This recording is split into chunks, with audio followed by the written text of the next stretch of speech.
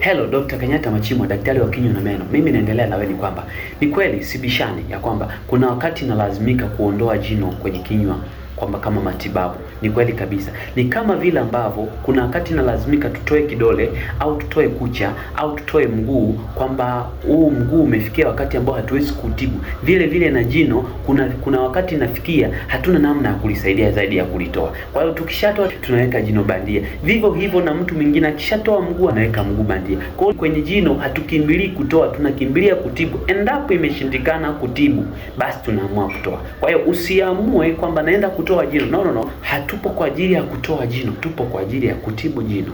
Kwa sababu tunao kila sababu ya kutibu jino, tunao uwezo wa kutibu jino, tunao uwezo wa kulihifadhi jino, lakini vile vile tunakutengenezea jino lako liendelee kuwepo pale pale, uendelee kutumia kama unavyotumia siku nyingine. Asante sana. Ukifuata ushauri, wewe ni genius.